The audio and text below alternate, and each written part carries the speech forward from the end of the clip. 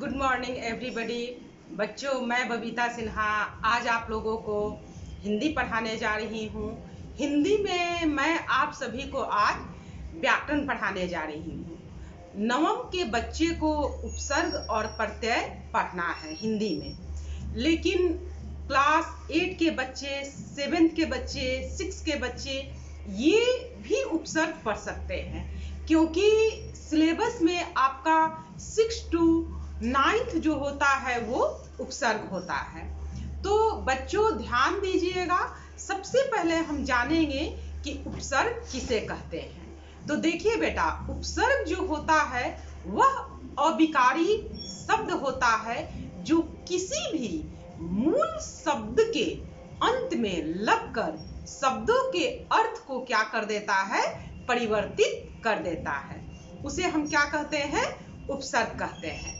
बच्चों ध्यान दीजिएगा, बहुत बच्चे क्या करते हैं कि कोई भी शब्द रहता है उसको बीच से तोड़ देते हैं और तोड़ कर लिख देते हैं, और आधा इधर लिख देते हैं कि उपसर्ग है और आधा इधर लिख देते हैं कि ये भी उपसर्ग है, जो बिल्कुल बेटा क्या है, गलत है।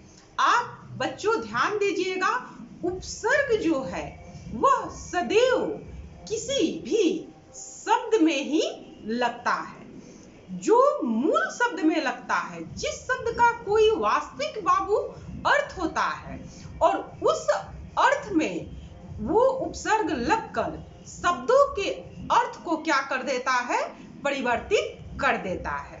जैसे मान लीजिए बेटा गमन है, तो गमन का अर्थ होता है जाना, और यदि उसमें आ हम लगा दे रहे हैं, आ उपसर्ग, तो क्या हो जा रहा है, आगमन हो जा रहा है। तो आगमन का अर्थ क्या हो जाता है, आना हो जाता है। आगमन का अर्थ क्या हो जाता है, आना हो जाता है। उसी प्रकार आपका हार है, हार का अर्थ क्या होता है, माला होता है, और यही यदि हम आ उसमें लगा दे रहे हैं, आ उपसर्ग लगा दे रहे हैं, तो क्या हो जा रहा है, आहार। आहार का अर्थ क्या हो गया, भोजन, खाने वाला पदार्थ। तो बच्चों आप देखें कि किस प्रकार से आ उपसर्ग लगकर शब्दों के अर्थ में बिल्कुल एक चमत्कृत परिवर्तन ला देता है, जिससे शब्दों का अर्थ बिल्कुल क्या हो जाता है, बदल जाता है। जैसे मान लीजिए बेटा आपका लिखा हुआ है वी, वी उपसर्ग से क्या बनाए, शब्द बनाए। तो हम क्या लिखेंगे कि सबसे पहले वी है, तो वी में हम क्या जोड़ेंगे कि एक नया शब्द बनेगा। यदि हम हार जोड़ेंगे तो क्या हो जाएगा, विहार। तो विहार का अर्थ क्या होता है, घूमना। यदि हम क्या लिख देंगे, कास, तो क्या हो जाएगा, विकास। विकास का अर्थ क्या होता है, प्रगति। समझ में आ गया। तो उसी प्रकार आप हिंदी में अनेकों उपसर्ग होते हैं। जैसे मान लीजिए आपका आ है, वी है, औ है, अप है, नी है, निर है, अनेकों उपसर्ग होते हैं। उपसर्ग बेटा आपको हिंदी में भी पढ़ना है और संस्कृत में भी पढ़ना है। पढ़ा है, पढ़ी है, पढ़ा है। चलिए हम एक दो उपसर्गों से और भी बेटा शब्द बनाना जान रहे हैं। जैसे मान लीजिए आपका प्र है, तो प्र में यदि हम कार लगा देंगे तो क्या हो जाएगा, प्रकार। प्रकार का अर्थ क्या होता है, अनेकों प्रकार के। यदि हम प्र में गति लगा देंगे तो क्या हो जाएगा, प्रगति। समझ में आ रहा है बाबू। इसी प्रकार परी है, तो परी में यदि हम भ्रमण लगा देंगे तो परिभ्रमण। परिभ्रमण का अर्थ क्या हो जाएगा, आपको चारों तरफ घूमना हो जाएगा। वहीं हम परी में नाम लगा देंगे तो क्या हो जाएगा, परिणाम हो जाएगा।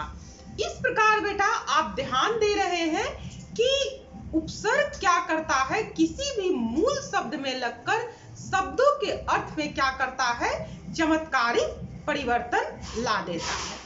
जैसे ध्यान दीजिए बच्चों, अप है, अप में यदि हम मान उपसर्ग लगा देंगे तो क्या हो जाएगा, अपमान। समझ में आ गया? अप में आप बताइए, आप कौन सा शब्द लगाइएगा तो एक नया शब्द बनेगा? अप में यदि आप रस लगा दे रहे हैं तो अपरस बन जा रहा है। इसी प्रकार आप सोच सोचकर मूल शब्दों को उपसर्ग के पहले जोड़िएगा तो एक नया शब्द का क्या होता है? उत्पत्ति होती है। नए शब्दों की बेटा उत्पत्ति होती है। उसे ही हम क्या कहते हैं? उपसर्ग कहते हैं। जैसे मान लीजिए कु उपसर्ग है, तो कु उपसर्ग तभी लगता है जब किसी भी चीज का क्या होता है? गलत, यानी कोई गलत ये पड़ गया, गलत चीजों के लिए करते हैं। जैसे कुपुत्र, खराब पुत्र, कु में संग लगा दिए, कुसंग, गलत संग, कुरीति, गलत प्रथा। तो उसी प्रकार सु है, यदि सु मूल शब्द के पहले लगा है तो सु का अर्थ क्या हो जाता है? अच्छा हो जाता है। जैसे मान लीजिए आपका सु है और उसमें गम शब्द लगा दिया गया तो क्या बन जाएगा? सुगम बन जाएगा। सुगम का अर्थ क्या होता है? आसान। सुलभ, लभ लगा देंगे सुलभ तो क्या हो जाएगा? आपका आसान। सु में यदि हम जान लगा देंगे तो क्या हो जाएगा? सुजान। सु में यदि हम कृति लगा देंगे तो क्या हो जाएगा? सुकृति, अच्छी कृति। इस प्रकार बेटा आप ध्यान दिए कि उपसर्ग को हम जब भी लगाएंगे तो मूल शब्दों के प्रारंभ में ही लगाएंगे।